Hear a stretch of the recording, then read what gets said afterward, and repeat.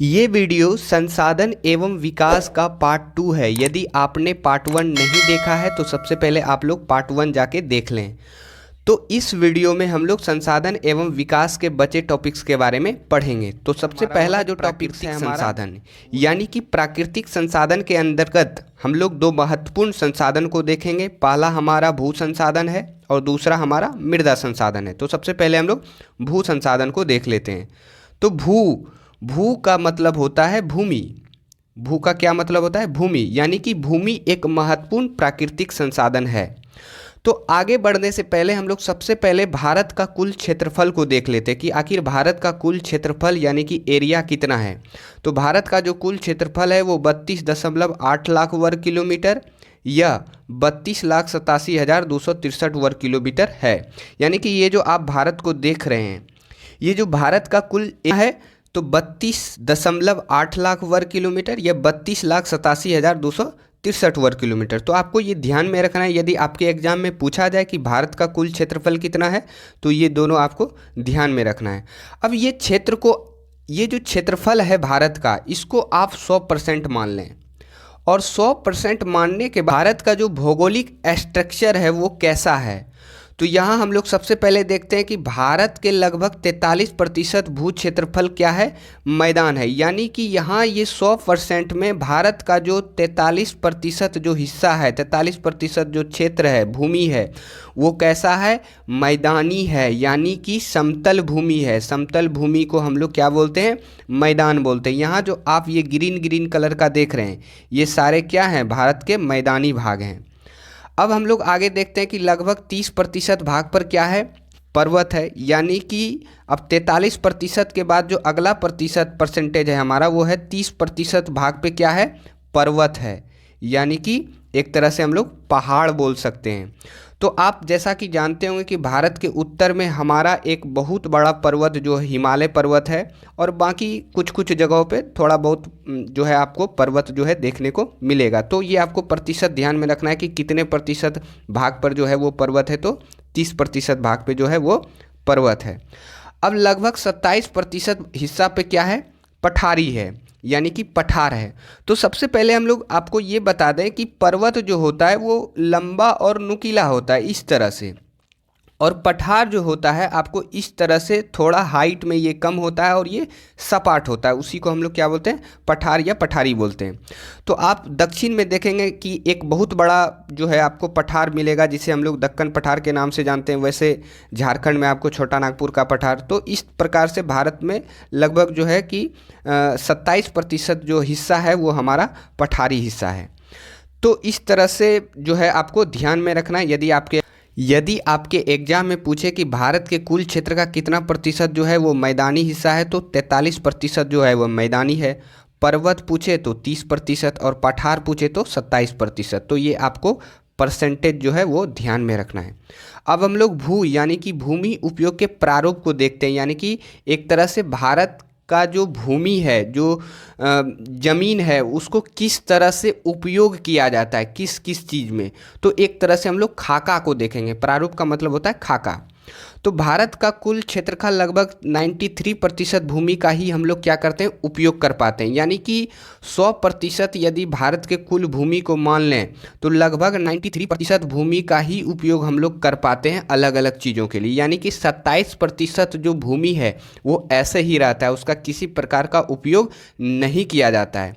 उसमें से लगभग हम लोग 54 से 55% पर कृषि करते हैं। यानी कि 93 में 54 से जो 55% जो हिस्सा है, जो क्षेत्र है भारत के भूमि का, उस पे हम लोग क्या करते हैं? खेती करते हैं, यानी कि कृषि करते हैं। बाकी बचे पे हम लोग सड़क, घर, उद्योग आदि चीज़ें जो है कि इस तरह से इस्तेमाल करते हैं। तो आप यहाँ देख सकते हैं कि कृषि जो है वो थोड़ा और अधिक होना चाहिए, काफ़ी कम परसेंटेज लग रहा है। तो ऐसा क्या कारण है कि इतने कम क्षेत्र पे जो है कि कृषि किया जाता है? तो उसके कई कारण हैं जिसको हम लोग अगले पेज पे देखेंगे।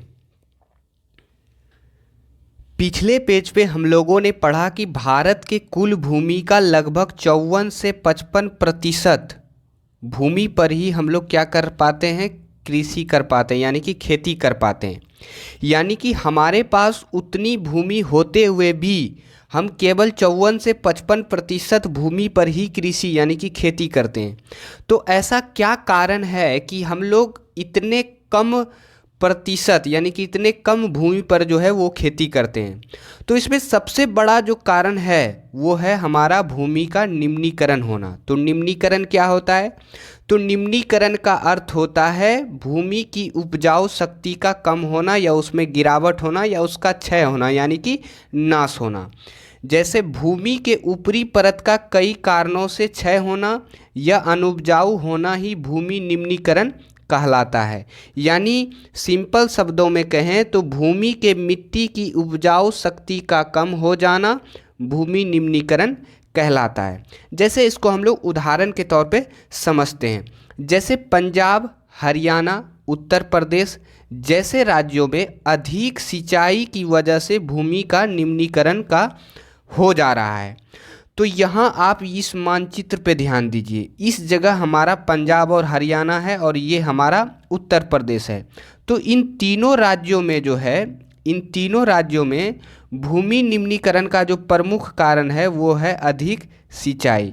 यानी कि अधिक सिंचाई के कारण यहाँ भूमि की जो उपजाऊ शक्ति है वो कम हो जा रही है और उसी को हम लोग कहते हैं भूमि का निम्नीकरण होना। अब आप लोग सोच रहे होंगे कि अधिक सिंचाई के कारण भूमि निम्नीकरण हो जा रहा है, ये क्या मान रहा है? तो आप इसको ऐसे समझिए, जैसे मान लेते हैं कि ये कोई खेत है और यहाँ यदि अधिक यानी कि जितनी मात्रा में उसे पानी चाहिए यदि उससे अधिक मात्रा में इस खेत में पानी डालते हैं तो मिट्टी में एक ह्यूमस होता है जिसका नाम आप लोग सुने होंगे। नहीं सुने तो आप ऐसा समझिए कि ह्यूमस के कारण ही मिट्टी की उपजाऊ शक्ति जो है वो बढ़ती है। तो अधिक पानी होने के वजह से क्या होता है कि ह्यूमस जो है वो मिट्टी के अंदर चला जाता है। यानी कि मेन जो मिट्टी जो होता है वो ऊपर होता है और ऊपर में ह्यूमस होना चाहिए, लेकिन अधिक पानी होने के वजह से मिट्टी के अंदर जो है वो पानी चला जाता है और पानी के साथ साथ हमारा ह्यूमस भी चला जाता है, जिससे मिट्टी की उपजाऊ शक्ति जो है वो कम हो जाती है। इस वजह से अधिक सिंचाई के कारण इन तीनों राज्यों में भूमि निम्नीकरण जो है वो हो जा रहा है, वो मतलब कारण बनता है। अब दूसरा उदाहरण है हमारा है। अब दूसरा देखें तो झारखंड, छत्तीसगढ़, मध्य प्रदेश और उड़ीसा जैसे राज्यों में खनन के कारण जो है भूमि निम्नीकरण हो जा रहा है। फिर तीसरा गुजरात, राजस्थान, मध्य प्रदेश और महाराष्ट्र जैसे राज्यों में अति पशुचारण के कारण भूमि निम्नीकरण हो जा रहा है। तो आपको ये ध्यान रखना है कि किन राज्यों में क्या कारण है भूमि निम्नीकरण का होना। तो जैसे आपके एग्जाम में ऐसे क्वेश्चन पूछा जाएगा कि पंजाब में भूमि निम्नीकरण का प्रमुख कारण क्या है, तो आपको टिक करना है अधिक सिंचाई। तो ये आपको ध्यान में रखना है। अब हमने यहाँ नोट में लिखा है कि वनोन्मूलन यानी कि वृक्षों की कटाई, अति पशुचारण, खनन, अधिक सिंचाई भूमि का निम्नीकरण का प्रमुख कारण है। तो आपसे पूछा जाए कि भूमि निम्नीकरण के क्या कारण हैं, तो आपको ऐसे लिखना है कि भूमि निम्नीकरण के प्रमुख कारण निम्नलिखित इस प्रकार है। पहला में लिख देना है वनोन्मूलन यानी कि वृक्षों की कटाई, दूसरा अति पशुचारण, तीसरा खनन और चौथा अधिक सिंचाई। तो ऐसे आपको लिख देना है। इसमें आपसे एक क्वेश्चन और पूछा जाता है कि भूमि के संरक्षण के क्या उपाय हैं, यानी कि भूमि को कैसे हम लोग बचा सकते हैं, किन किन तरीकों को अपनाकर हम लोग भूमि को बचा सकते हैं। तो इसी को आपको उल्टा के लिख देना है कि भूमि संरक्षण के कुछ प्रमुख उपाय निम्नलिखित इस प्रकार हैं। एक नंबर में लिख देना है कि जैसे वृक्षों को लगाना, दूसरा अति पशुचारण पे रोक लगाना, तीसरा लिख देना है खनन पे रोक लगाना और अधिक सिंचाई को जो है वो रोकना। तो ये कुछ प्रमुख कारण हो जाते हैं। तो आपको किसी तरह से यदि क्वेश्चन पूछा जाए तो आप जो है अपना दिमाग लगाकर चीज़ों को जो है लिख देना है। अब हम लोग अगले पेज पे प्राकृतिक संसाधन के जो बचे हुए हमारे मृदा संसाधन हैं उसके बारे में पढ़ेंगे। अब हमारा है मृदा संसाधन। तो मृदा संसाधन में सबसे पहले हम लोग मृदा को देखते हैं कि आखिर मृदा क्या होता है। मृदा यानी कि मिट्टी, यानी भूपृष्ठ पर दानेदार वाली पतली परत मृदा कहलाती है। यानी कि भू का मतलब होता है भूमि और पृष्ठ का मतलब होता है सतह। यानी कि भूमि की जो ऊपरी सतह पर आप दानेदार वाली पतली परत को देखते हैं वही क्या कहलाती है, मृदा कहलाती है, यानी कि मिट्टी कहलाती है। अब मृदा का निर्माण चट्टानों, पौधों, जंतुओं के अवशेषों से होता है। यानी कि यहाँ हम लोग देख पा रहे हैं कि मृदा का निर्माण है फिर से किया जा सकता है। तो यानी कि फिर से किया जा सकता है, तो इसलिए मृदा कौन सा संसाधन होगा, नवीकरणीय योग्य प्राकृतिक संसाधन होगा। तो मृदा एक प्रकार का, यानी कि मिट्टी एक प्रकार का कौन सा संसाधन है, तो नवीकरणीय योग्य संसाधन है। ये आपको ध्यान में रखना है। अब भारत में 6 प्रकार की मृदा पाई जाती है। वो कौन कौन सी है, तो जलोढ़ मृदा, काली मृदा जिसे रेगुर मृदा भी कहा जाता है, लाल और पीली मृदा, लेटराइट मृदा, मरुस्थलीय मृदा और वन मृदा। ये आपका आपके 10th की एनसीईआरटी में भी ये मानचित्र दिया गया है। यहाँ कुछ प्रमुख मृदाओं के बारे में बताया गया है, जैसे कि ये जो क्षेत्र देख रहे हैं, ये जो कलर देख रहे हैं आप, ये सारा आपका जलोढ़ मृदा को जो है यहाँ बताया जा रहा है कि इस क्षेत्र में जो है जलोढ़ मृदा पाई जाती है। ये आप देख पा रहे होंगे, ये काली मृदा है। तो इन क्षेत्रों में यहाँ तक का जो एरिया है इसमें जो है काली मृदा पाई जाती। तो ऐसे कुछ जो भी मृदा यहाँ हम लोगों ने देखा तो उसके बारे में यहाँ बताया गया है। अब इन सभी मृदा के बारे में हम लोग अगले पेज पे विस्तार से पढ़ेंगे। तो सबसे पहले हम लोग जलोढ़ मृदा के बारे में पढ़ेंगे। तो जलोढ़ मृदा के बारे में कुछ इम्पोर्टेंट फैक्ट जो हैं मैंने यहाँ नोट डाउन किया है, तो उनको बारी बारी से हम लोग एक एक करके देखते हैं। तो सबसे पहले आपको ये ध्यान में रखना है कि जलोढ़ मृदा को दोमट मिट्टी या कछारी मिट्टी भी कहा जाता है। यानी कि जलोढ़ मृदा को दोमट मिट्टी या कछारी मिट्टी के नाम से भी जाना जाता है। अब अगला है हमारा, भारत का संपूर्ण उत्तरी मैदान जलोढ़ मृदा से बना है। यानी कि आप इसको ऐसे समझिए, यहाँ आप मानचित्र पे थोड़ा ध्यान दीजिए। ये जो आप भारत का ये जो उत्तरी हिस्सा देख रहे हैं, ये आपका भारत का कौन सा हिस्सा हुआ, उत्तरी हिस्सा हुआ। तो ये जो उत्तरी हिस्सा देख पा रहे हैं, इन सारे एरिया में जो है वो जलोढ़ मृदा जो है ज़्यादातर पाई जाती है। तो इसलिए यहाँ कहा जा रहा है कि भारत का संपूर्ण उत्तरी मैदान जो है वो किस मिट्टी से जो है उसका निर्माण हुआ है, तो वो जलोढ़ मिट्टी से हुआ है। तो ये आपको ध्यान में रखना है। आपके एग्जाम में पूछा जाता है कि भारत का जो उत्तरी मैदान है उसका निर्माण किस मृदा से हुआ है, तो वो जलोढ़ मृदा। वैसे ये जो आप कलर देख पा रहे हैं, ये जलोढ़ मृदा को जो है यहाँ बताया जा रहा है। कौन सा मृदा, जलोढ़ मृदा। इन सारे हिस्सों में कुछ ये तटीय क्षेत्रों पे भी जो है हमारा जलोढ़ मृदा जो है पाया जाता है, लेकिन ये ज़्यादातर बेसिकली जो है वो उत्तरी मैदान में पाया जाता है। अब इस मृदा का निर्माण हिमालय की 3 महत्वपूर्ण नदियों सिंधु, गंगा, ब्रह्मपुत्र नदियों द्वारा लाए गए निक्षेपों से हुई है, यानी कि होती है। तो आप थोड़ा सा इस मानचित्र पे थोड़ा सा ध्यान दीजिए कि यहाँ जो ये उत्तरी हिस्सा है, यहाँ हमारा एक बहुत बड़ा जो पर्वत है वो हिमालय पर्वत है। और आपको शायद पता होगा कि सभी ज़्यादातर जो नदियाँ होती है उसका निर्माण जो होता है वो पर्वतों से ही होता है। यानी कि ज़्यादातर नदियाँ पर्वतों से ही निकलती है। तो उसी तरह से यहाँ से हिमालय पर्वत से इधर हमारा एक सिंधु नदी निकलता है, और फिर इस बीच से हमारा गंगा नदी निकलता है, और फिर आप देखिएगा कि इधर से एक नदी और निकलता है जिसका नाम है ब्रह्मपुत्र नदी। तो इन तीनों नदियों के द्वारा जो है ये जलोढ़ मृदा जो है का निक्षेप हुआ है, यानी कि जलोढ़ मृदा का निर्माण हुआ है। तो ये आपको ध्यान में रखना है कि किन नदियों के द्वारा जलोढ़ मृदा का निर्माण हुआ है, तो सिंधु, गंगा और ब्रह्मपुत्र, ये तीनों हिमालय से निकलने वाली नदियाँ हैं।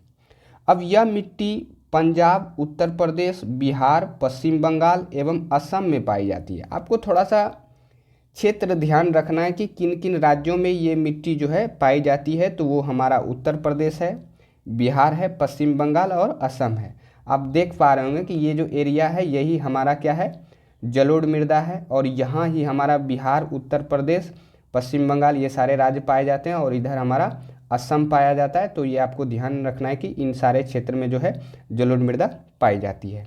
अब भारत की सबसे उपजाऊ मिट्टी है। आपको शायद पता होगा कि भारत में सबसे अधिक जो उपजाऊ मिट्टी है वो हमारा जलोढ़ मिट्टी है, और ये सबसे उपयुक्त होता है धान की खेती के लिए। इसलिए आप देख पा रहे होंगे कि ये जो बिहार, उत्तर प्रदेश और पश्चिम बंगाल जो है, यहाँ जो है कि धान की खेती सबसे अधिक और सबसे अच्छी किस्म की होती है, क्योंकि यहाँ के क्षेत्र में जो है वो जलोढ़ मृदा पाई जाती है। तो ये आपको ध्यान में रखना है कि सबसे अधिक उपजाऊ मिट्टी कौन सी है, तो वो जलोढ़ मृदा है। जितने भी मिट्टी, जो 6 मिट्टी हमने आपको पिछले पेज पे बताया था, उसमें सबसे अधिक जो उपजाऊ है वो जलोढ़ मृदा है। अब इसी मिट्टी में पोटास, फास्फोरस और चूना जो है पाया जाता है, यानी कि इस मिट्टी में ये पोटास, फास्फोरस और चूना जो है पाया जाता है। आपको ध्यान में रखना है कि इस मिट्टी में कौन कौन सा जो है ये पोषक जो है या खनिज जो है वो पाया जाता है, तो पोटास और फास्फोरस और चूना। अब देखिए, आयु के आधार पर जलोढ़ मृदा 2 प्रकार की होती है, यानी कि आयु के आधार पर जलोढ़ मृदा को 2 तरह से बांटा गया है। एक को बोलते हैं हम लोग नया जलोढ़ और दूसरे को बोलते हैं हम लोग पुराना जलोढ़। नया जलोढ़ को हम लोग क्या बोलते हैं, खादर बोलते हैं, और पुराना जलोढ़ को क्या बोलते हैं, बांगर बोलते हैं। ये आपको ध्यान में रखना है। यानी कि नदियों द्वारा जो लाई गई नई मिट्टी होती है उसे हम लोग क्या बोलते हैं, खादर बोलते हैं। और यही मिट्टी जब पुरानी हो जाती है तो उसे हम लोग बांगर के नाम से जानते हैं। तो ये आपको ध्यान में रखना है। यदि आपके एग्जाम में पूछा जाए कि खादर मिट्टी या नया जलोढ़ मिट्टी क्या है, तो नदियों द्वारा लाई गई नई मिट्टी को हम लोग क्या बोलते हैं, खादर बोलते हैं। तो इसमें सबसे अधिक जो उपजाऊ होता है वो हमारा खादर होता है। और क्योंकि खादर जो है वो एक तो नई मिट्टी होती है और ये दानेदार महीन कण वाली मिट्टी होती है, तो इस वजह से दानेदार महीन कण वाली जो मिट्टी होती है वो अधिक उपजाऊ होती है। तो उसी तरीके का हमारा खादर होता है, इसलिए ये अधिक उपजाऊ होता है। बांगर जो होता है वो थोड़ा कम उपजाऊ होता है, क्योंकि ये पुराना भी हो जाता है और ये थोड़ा सा ये मोटे दाने वाले किस्म का जो है ये मिट्टी जो है वो पाया जाता है। तो ये आपको ध्यान में रखना है। आपके एग्जाम में ये ऑब्जेक्टिव और सब्जेक्टिव में भी ये पूछ लिया जाता है। तो खादर और बांगर आप लोग समझ गए होंगे। अब नोट में हमने यहाँ लिखा है कि भारत के सर्वाधिक, अब हमने यहाँ नोट में बताया है कि भारत के सर्वाधिक क्षेत्र पर जलोढ़ मृदा पाई जाती है। यानी कि भारत की यदि एरिया की बात करें तो लगभग 40% भाग पर जो है हमारा जलोढ़ मृदा पाया जाता है, यानी कि जलोढ़ मिट्टी पाई जाती है। यदि आपके एग्जाम में पूछा जाए कि भारत के सर्वाधिक क्षेत्र पर सबसे अधिक कौन सी मिट्टी पाई जाती है, तो आपको ध्यान में रखना है वो जलोढ़ मिट्टी पाई जाती है। अब अगले पेज पे हम लोग अगले मिट्टी के बारे में पढ़ेंगे। अब हम लोग काली मृदा, जिसे रेगुर मृदा भी कहा जाता है, तो अब हम लोग काली मिट्टी के बारे में पढ़ेंगे। तो काली मिट्टी का जो रंग होता है वो काला होता है। अब ये मिट्टी दक्कन पठार के ऊपरी भाग में विशेष रूप से गुजरात, महाराष्ट्र, मध्य प्रदेश और छत्तीसगढ़ में पाई जाती है।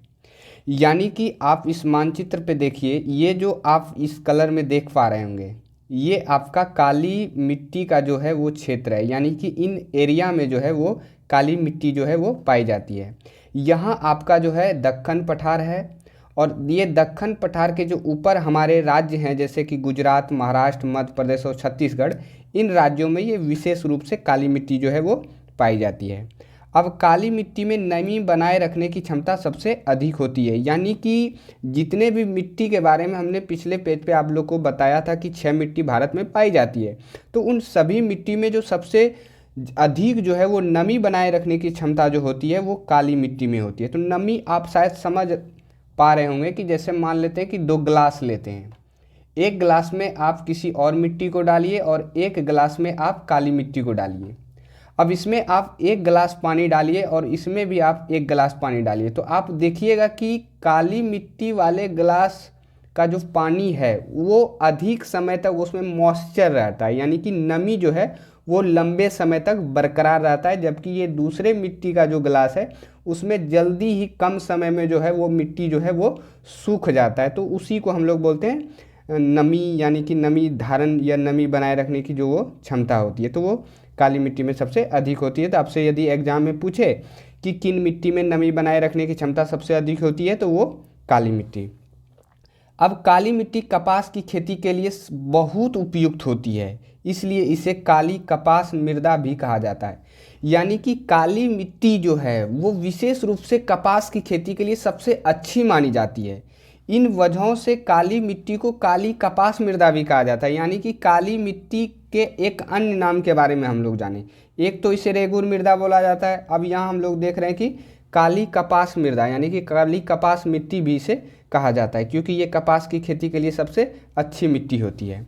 अब काली मृदा में कैल्शियम कार्बोनेट, मैग्नीशियम, पोटास, चूना, ये सारे तत्व जो हैं वो पाए जाते हैं, लेकिन फास्फोरस की क्या होती है, कमी होती है। ये आपको ध्यान में रखना है कि काली मिट्टी में किन तत्व की कमी होती है, तो वो फास्फोरस की कमी होती है और ये चीज़ें जो है इसमें पाई जाती है। अब हमने यहाँ नोट में बताया है कि काली मिट्टी सबसे अधिक महाराष्ट्र में पाई जाती है, यानी कि इन क्षेत्र में ही हमारा जो है इस जगह महाराष्ट्र पाया जाता है, और महाराष्ट्र में जो है, महाराष्ट्र में सबसे अधिक विस्तार है काली मिट्टी का। इसलिए आपका एक क्वेश्चन भी आता होगा कि ऐसा क्या कारण है कि महाराष्ट्र में जो है वो सबसे अधिक कपास की खेती की जाती है। तो यही कारण है, क्योंकि महाराष्ट्र में काली मिट्टी सबसे अधिक पाई जा रही है। और काली मिट्टी किसके लिए सबसे अच्छा होता है, किसकी खेती के लिए, तो कपास की खेती के लिए। तो इस वजह से जो है कि महाराष्ट्र में जो है सबसे अधिक कपास की खेती की जाती है। ये आपको ध्यान में रखना है कि कपास की खेती सबसे अधिक कहाँ की जाती है, तो महाराष्ट्र में। या काली मिट्टी जो है सबसे अधिक जो है विस्तार किस राज्य में है, तो वो महाराष्ट्र राज्य में है। तो ये आपको ध्यान में रखना है। अब अगले पेज पे हम लोग अगले मिट्टी के बारे में पढ़ेंगे। अगला हमारा है लाल और पीली मृदा। तो ये मिट्टी जो है वो दो रंगों में पाई जाती है, इन वजहों से इन्हें लाल और पीली मृदा कहा जाता है। यहाँ आप देख सकते हैं, ये आपका पीली मिट्टी है और ये आपका लाल मिट्टी है। तो सबसे पहले देख लेते हैं कि लाल और पीली मृदा जो है वो भारत के किन क्षेत्रों में पाई जाती है। तो लाल और पीली मृदा दक्कन पठार के पूर्वों और दक्षिणी हिस्सों में पाई जाती है। आप यहाँ इस मानचित्र पे देख पा रहे होंगे, यहाँ इस जगह आपका दक्कन पठार है और ये आपका भारत का पूर्वी हिस्सा है और ये आपका दक्षिणी हिस्सा है। ये जो आप कलर देख पा रहे होंगे, इन कलरों में ही आपका लाल मिट्टी और पीली मिट्टी जो है इन क्षेत्रों में पाई जाती है। जैसे राज्यों को देखें तो छत्तीसगढ़, ओडिशा, कर्नाटक, आंध्र प्रदेश, तमिलनाडु, झारखंड, नागालैंड में प्रमुख रूप से पाई जाती है। यानी कि इन राज्यों में ये मिट्टी, ये दो रंगों की मिट्टी जो है वो विशेष रूप से पाई जाती है। अब देखते हैं कि लाल मिट्टी का जो रंग होता है वो लाल क्यों होता है। तो इस प्रकार की मिट्टी का लाल रंग लोह धातु की मौजूदगी के कारण होता है। यानी कि लाल मिट्टी में लोह धातु अधिक मात्रा में उपस्थित होता है, इसी वजह से इस मिट्टी का रंग जो है वो लाल दिखता है। तो आपके एग्जाम में यदि क्वेश्चन पूछा जाए कि लाल मिट्टी का रंग जो है वो लाल क्यों होता है, तो लोह धातु की उपस्थिति के कारण या मौजूदगी के कारण ही इसका रंग जो है वो लाल होता है। अब देखते हैं कि इस प्रकार की मिट्टी का रंग पीला क्यों होता है। तो इस मिट्टी का पीला रंग जल योजन के कारण होता है, यानी कि लंबे समय तक जल जमाव के कारण इस प्रकार की मिट्टी का कभी कभी रंग जो है वो पीला हो जाता है। तो आपको ध्यान रखना है, लाल रंग लोह धातु की मौजूदगी के कारण और पीला रंग जल योजन के कारण होता है। अब अगले पेज पे हम लोग अगले मिट्टी के बारे में पढ़ेंगे। लेटेराइट मृदा, यानी इस प्रकार की मिट्टी का विकास उच्च तापमान एवं अत्यधिक वर्षा वाले क्षेत्रों में हुआ है। यानी कि लेटेराइट मृदा जो है वो उच्च तापमान, यानी कि जिस क्षेत्र में अधिक टेम्परेचर होगा और जिस क्षेत्र में अधिक वर्षा होगी वहाँ इसका जो है निर्माण होता है या हुआ है। अब इस प्रकार की मिट्टी में एल्युमिनियम और लो ऑक्साइड जो है वो अधिक मात्रा में जो है वो पाया जाता है, जिसके कारण इसका रंग लाल होता है। यानी कि लेटेराइट मृदा का भी रंग जो है वो लाल होता है। यदि आप लेटेराइट मृदा को देखेंगे तो ये भी कुछ लाल रंगों में जो है वो दिखाई देते हैं। तो लाल रंगों में ये दिखाई देने का कारण क्या है, तो इसमें एल्युमिनियम और लो ऑक्साइड जो है वो अधिक मात्रा में पाया जाता है। तो ये आपको ध्यान में रखना है कि लेटेराइट मृदा में कौन सा ऑक्साइड जो है वो अधिक मात्रा में पाया जाता है, तो एल्युमिनियम और लो ऑक्साइड। वैसे देखा जाए तो लेटेराइट मृदा उतनी उपजाऊ नहीं होती है, क्योंकि बहुत से जो पौधों को पोषक तत्व चाहिए इस मिट्टी में जो है पोषक तत्वों की कमी होती है, ह्यूमस की भी कमी होती है।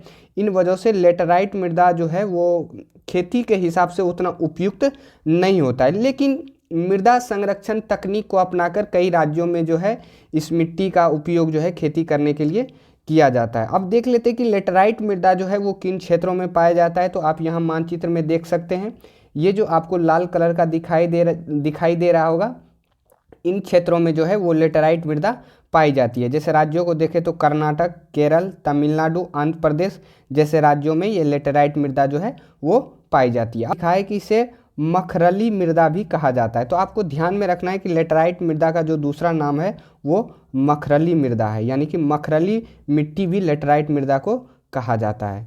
अब अगले पेज पे हम लोग अगले मिट्टी के बारे में पढ़ेंगे। मरुस्थलीय मृदा, यानी इस मिट्टी का रंग लाल या हल्का भूरा होता है। यानी कि मरुस्थलीय मृदा का रंग कैसा होता है? लाल या हल्का भूरा होता है। इस प्रकार की मिट्टी रेतीली और लवणीय होती है। जैसा कि आप नाम से ही देख पा रहे होंगे कि नाम ही है इसका मरुस्थलीय मृदा। तो मरुस्थलीय मृदा होने के कारण ये मिट्टी बालू की तरह रेतीली और लवणीय, यानी कि इस मिट्टी में नमक की मात्रा अधिक होती है। ये मिट्टी राजस्थान, हरियाणा एवं पंजाब में पाई जाती है। तो ये आपको ध्यान में रखना है। आपके एग्जाम में पूछा जाता है कि मरुस्थलीय मृदा किन राज्यों में पाई जाती है, तो वो राजस्थान, हरियाणा और पंजाब है। अगला है हमारा पर्वतीय मृदा या वन मृदा। ये मिट्टी आमतौर पर पहाड़ी और पर्वतीय क्षेत्रों में पाई जाती है, इसीलिए इस मिट्टी का नाम जो है वो पर्वतीय मृदा है, जैसा कि आप देख पा रहे होंगे। तो ये मिट्टी आमतौर पर किस क्षेत्रों में पाई जाती है? तो पहाड़ी और पर्वतीय क्षेत्रों में। अब होता क्या है कि पहाड़ी क्षेत्रों में मैदानी इलाकों का अभाव होता है, तो वहाँ के लोग क्या करते हैं कि पहाड़ों पे ही, यानी कि पर्वतों पे ही इस प्रकार का सीढ़ी नुमा जो है वो खेत बनाते हैं। और इस प्रकार की सीढ़ी नुमा जो है वो खेत बनाकर इसी में वो लोग क्या करते हैं? खेती करते हैं। तो इस प्रकार की जो खेती की जाती है पहाड़ी क्षेत्रों में, उसे हम लोग सोपानी कृषि कहते हैं। कौन सी कृषि कहते हैं? तो सोपानी कृषि के नाम से इसे जाना जाता है। तो आपको ध्यान में रखना है कि पहाड़ी क्षेत्रों में किस प्रकार की खेती जो है वो की जाती है, तो की जाती है। तो नोट में हमने यहाँ लिखा है कि सोपानी कृषि उत्तराखंड राज्य में प्रसिद्ध है, यानी कि उन सभी पहाड़ी क्षेत्रों में सबसे प्रसिद्ध जो सोपानी कृषि है वो उत्तराखंड राज्य में है। तो आपको ये ध्यान में रखना है कि सोपानी कृषि किस राज्य में प्रचलित है या प्रसिद्ध है, तो वो उत्तराखंड राज्य में। ये उत्तराखंड जो है वो पहाड़ी इलाका है, भारत के उत्तरी हिस्से में जो है ये उत्तराखंड राज्य पाया जाता है। तो ये आपको ध्यान में रखना है कि सोपानी कृषि किस राज्य में प्रचलित है, तो उत्तराखंड राज्य में। अब अगले पेज पे हम लोग बचे टॉपिक्स को पढ़ने वाले हैं। अब इस चैप्टर का हमारा 5वां टॉपिक्स है संसाधन नियोजन। तो ये संसाधन नियोजन क्या होता है? तो नियोजन का मतलब होता है प्लानिंग, यानी कि योजना बनाना कि किस प्रकार से संसाधनों का जो है उपयोग किया जाए। तो संसाधनों का विवेकपूर्ण उपयोग को ही संसाधन नियोजन कहते हैं। यानी कि संसाधन का जो अपने पूरे भारत में वितरण जो है वो सभी जगह एक समान नहीं है। यानी कि भारत देश में संसाधनों की उपलब्धता में बहुत अधिक विविधता है। यानी भारत के कई ऐसे प्रदेश हैं जहां एक प्रकार का संसाधन बहुत अधिक है, परंतु दूसरे प्रकार के संसाधनों की कमी है। इसलिए संसाधनों का विवेकपूर्ण उपयोग जो है वो जरूरी है। विवेकपूर्ण का मतलब होता है अपने बुद्धि का इस्तेमाल करके संसाधनों का सही से उपयोग करना चाहिए। ऐसा इसलिए क्योंकि आप उदाहरण के तौर पे इस चीज़ को समझिए कि जैसे झारखंड, मध्य प्रदेश, छत्तीसगढ़ जैसे राज्यों में कोयले और खनिज संसाधन के प्रचुर भंडार हैं, परंतु अन्य संसाधनों की यहाँ कमी है। तो ऐसा नहीं है कि अब कोयला यहाँ बहुत अधिक पाया जा रहा है तो अंधाधुंध इसका उपयोग किया जाए, क्योंकि इसके अलावे कई ऐसे बहुत सारे क्षेत्र होंगे भारत में जहाँ कोयला उसको चाहिए। तो इस वजह से संसाधनों का विवेकपूर्ण उपयोग जो है वो ज़रूरी है, जिसे हम लोग संसाधन नियोजन कहते हैं। यानी कि एक प्लान के तहत संसाधनों का जो है इस्तेमाल किया जाना चाहिए। अब दूसरे उदाहरण हम लोग देखते हैं तो बिहार चूना पत्थर एवं पायराइट जैसे खनिजों में धनी है, जबकि दूसरे संसाधन की यहाँ कमी है। अरुणाचल प्रदेश जल संसाधन में प्रचुर मात्रा में पाए जाते हैं, यानी कि यहाँ जल संसाधन बहुत अधिक मात्रा में है, परंतु दूसरे संसाधन की कमी है। अब राजस्थान की बात करें तो यहाँ पवन और सौर ऊर्जा संसाधनों की मात्रा बहुत अधिक है, जबकि दूसरे संसाधनों की कमी है। तो इस तरह से हम लोग देख पा रहे हैं कि भारत में संसाधन का जो वितरण है वो सभी जगह जो है एक समान नहीं है, सब जगह अलग अलग है। तो इसलिए संसाधन का नियोजन जो है वो आवश्यक हो जाता है, जरूरी हो जाता है। तो इस उदाहरण से आप लोग समझ सकते हैं। वैसे यहाँ क्वेश्चन ये भी पूछा जा सकता है कि झारखंड, मध्य प्रदेश, छत्तीसगढ़ में किस संसाधन की जो है बहुत अधिक मात्रा पाई जाती है, तो आपको ध्यान में रखना है कोयला और खनिज। बिहार में तो चूना पत्थर पाइराइट, और अरुणाचल प्रदेश में जल संसाधन, और राजस्थान में पवन और सौर ऊर्जा। तो ये आपको ध्यान में रखना है। अब अगले पेज पे हम लोग इस चैप्टर के लास्ट टॉपिक को देखने वाले हैं। अब हमारा अंतिम टॉपिक है संसाधनों का संरक्षण, यानी कि संसाधनों को बचाना। तो सबसे पहले हम लोग सोचते हैं कि संसाधनों को आखिर बचाना क्यों जरूरी है। तो आप ही सोच सकते हैं कि यदि संसाधनों का अति उपयोग किया जाए, यदि सही से उसको बचाया नहीं जाए, तो इससे कई प्रकार की आर्थिक और सामाजिक समस्याएं जो है वो उत्पन्न होती है। इन वजह से हमें संसाधनों का संरक्षण जो है वो करना चाहिए, और संसाधन का संरक्षण क्या है, जरूरी है। यानी कि संसाधनों का सही से उपयोग को ही संसाधन संरक्षण कहते हैं। अब देखिए, संसाधन को बचाने के लिए, यानी कि संसाधन के संरक्षण के लिए बहुत सारे अलग अलग देशों के द्वारा, अलग अलग लोगों के द्वारा बहुत सारे प्रयास किए गए थे। तो सबसे पहला जो प्रयास किया गया था उसको हमने यहाँ नोट में बताया है कि पर्यावरण संरक्षण हेतु सर्वप्रथम स्टॉकहोम, यानी कि यूरोप महाद्वीप में एक देश है हमारा स्टॉकहोम, यहाँ पे विश्व शिखर सम्मेलन 1972 में आयोजित किया गया था। इस सम्मेलन के बाद प्रत्येक वर्ष 5 जून को विश्व पर्यावरण दिवस के रूप में मनाया जाता है। यानी कि पहली बार 1972 में जो है पर्यावरण को बचाने के लिए एक शिखर सम्मेलन का आयोजन किया गया था, जो कि स्टॉकहोम में किया गया था।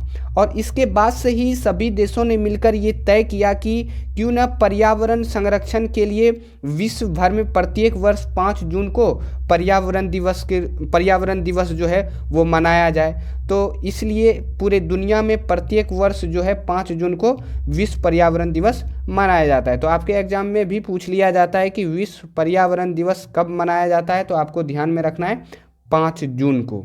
अब इसके अलावे कई प्रकार के अंतर्राष्ट्रीय स्तर पर जो है संसाधन संरक्षण करने के लिए, यानी कि संसाधन को बचाने के लिए कई सारे सम्मेलन जो है वो किए गए थे। तो इसको हम लोग एक एक करके देखते हैं। तो इसमें जो है कि पृथ्वी को बचाने के लिए इस सम्मेलन का आयोजन किया गया था, तो इसलिए इसे पृथ्वी सम्मेलन के नाम से जाना जाता है। तो इसमें जो प्रथम पृथ्वी सम्मेलन हुआ था वो 1992 में रियो डी जेनेरो नामक शहर, जो कि ब्राज़ील में पड़ता है आपका, यहीं इसका आयोजन किया गया था। ब्राज़ील यानी कि आप दक्षिण अमेरिका में जो ब्राज़ील देश है वहीं एक शहर है रियो डी जेनेरो में 1992 में प्रथम पृथ्वी सम्मेलन का जो है आयोजन किया गया था पृथ्वी को बचाने के लिए।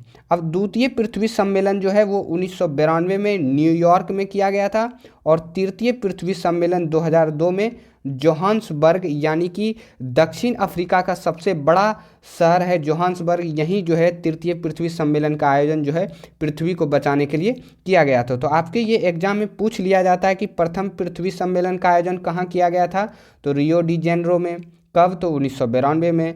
द्वितीय पृथ्वी सम्मेलन का आयोजन कहाँ किया गया था, तो न्यूयॉर्क में। कब, तो 1992 में। तृतीय पृथ्वी सम्मेलन का आयोजन कहाँ किया गया था, जोहान्सबर्ग। कब, तो 2002 में। तो ये आप, वैसे वीडियो अच्छा लगा हो तो इस चैनल को सपोर्ट करें। धन्यवाद।